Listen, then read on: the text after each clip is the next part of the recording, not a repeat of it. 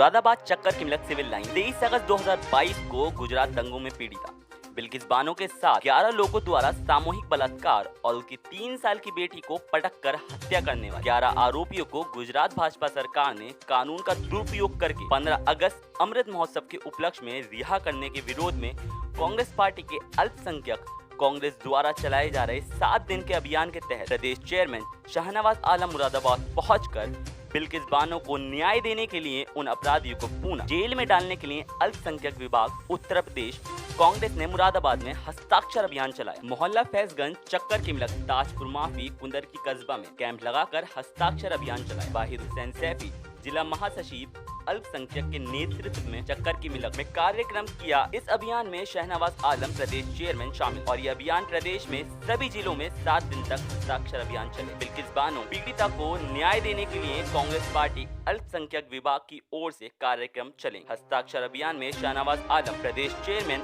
अल्पसंख्यक विभाग असलम खुर्शीद जिला अध्यक्ष जिला चेयरमैन अल्पसंख्यक विभाग अफजल साबरी सफदर नियाजी मोहम्मद अहमद हुमायूं बैग राजेंद्र वाल्मीकि राहत अली अंसारी मौजूद रहे। नमस्ते आदाब सत श्री अकाल दोस्तों, आप देख रहे हैं आपका उजाला और मैं आपका दोस्त मोहम्मद अजहर आपकी खिदमत में फिर हाजिर हूँ।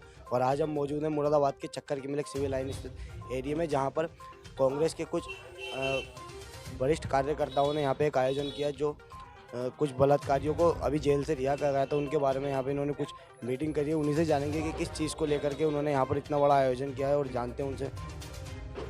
जी सर, ये जो आपने मीटिंग का आयोजन किया सर, ये किस सिलसिले में? ये हमारा अल्पसंख्यक उत्तर प्रदेश कांग्रेस का एक सप्ताह का ये कार्यक्रम है।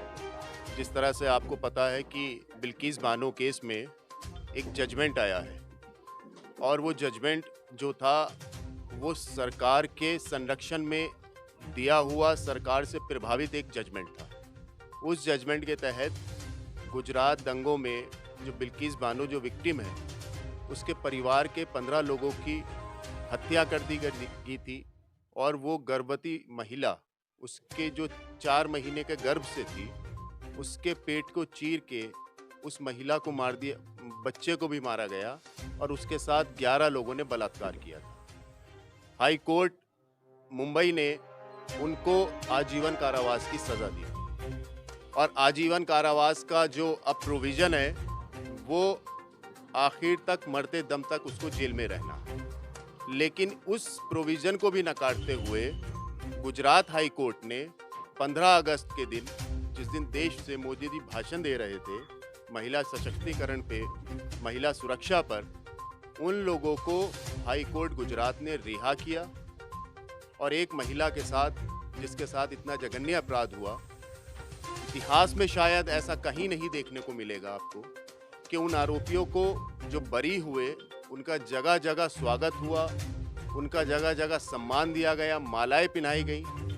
तो ये कांग्रेस अल्पसंख्यक विभाग की ओर से हफ्ते भर का ये प्रोग्राम है। इस तरह से हम हस्ताक्षर कराकर उस महिला को न्याय दिलाने के लिए ये प्रोग्राम हम चला रहे हैं। और इसमें एक सुखद, जो आज हमें सुबह अभी प्राप्त हुई है एक सूचना कि उस जजमेंट के खिलाफ माननीय सुप्रीम कोर्ट में एक पिटीशन स्वीकार कर ली गई है।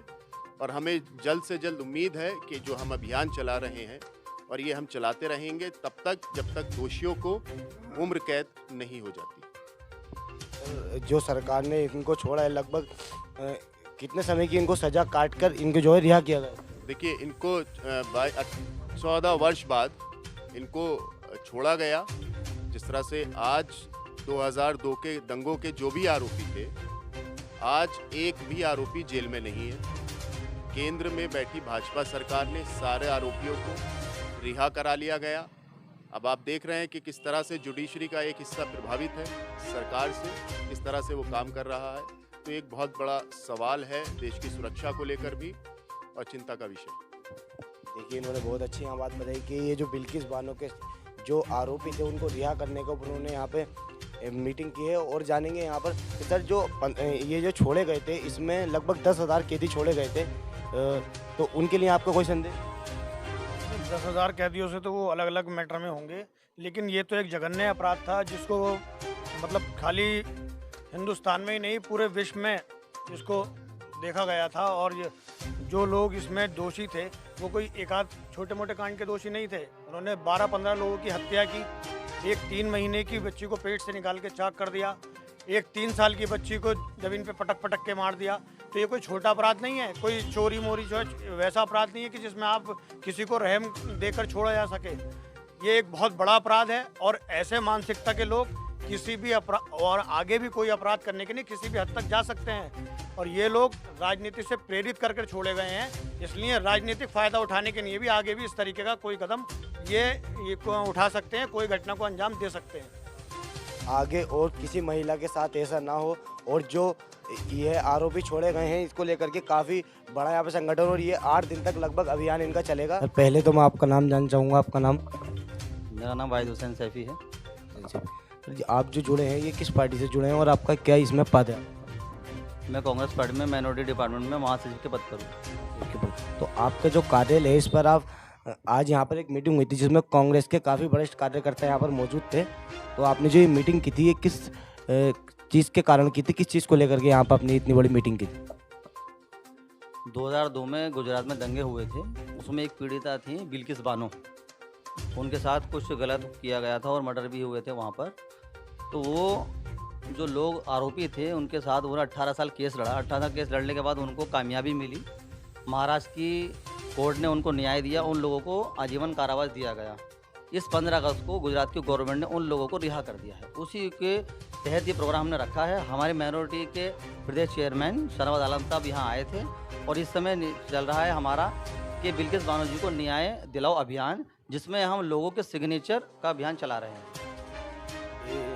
आपके नेतृत्व में इसका कार्य का आवाज़ हुआ और मैं ये जानना चाहूँगा आपके साथ इस चीज़ को लेकर के आपके सहयोग में कितने लोग होंगे लगभग आपके साथ? हमारे साथ सैकड़ों लोग हैं यहाँ पर चक्कर के वार्ड 25 में जो हमारा समर्थन कर रहे हैं और इसके साथ हमारे अभियान में जुड़े हुए हैं।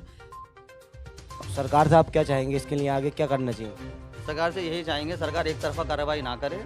ये देखें, महिला है तो महिला की नज़र से देखा जाए, ना कि उसको हिंदू या मुस्लिम के चेहरे से देखा जाए। अगर किसी ने गलत किया है तो उसको कानूनी तरीके से जो उसकी सज़ा बनती है उसको दी जाए। आपका उजाला की हर खबर की अपडेट देखने के लिए बने रहिए हमारे साथ। हमारा चैनल लाइक, सब्सक्राइब, शेयर करना ना भूलें।